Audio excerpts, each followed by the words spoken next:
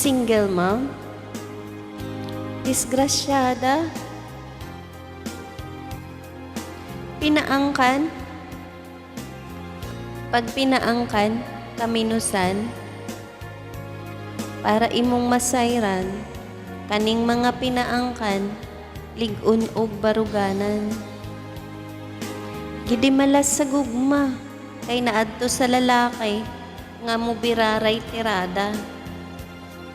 Unya, pag mahubagan nagtiyan, biyaan. Kana ang lalaki nga walay baruganan. Can you please subscribe? Disgrasyada. Disgrasyada kung tawagin.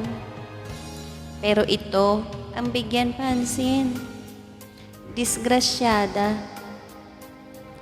Pero siya ang nagpakaama at ina sa anak niya. Yung responsibilidad na tinalikuran mo, inako niya ng buong puso.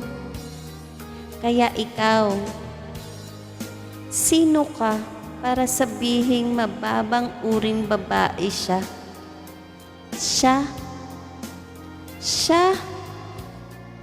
Siya na nagpakaama at ina sa anak niya?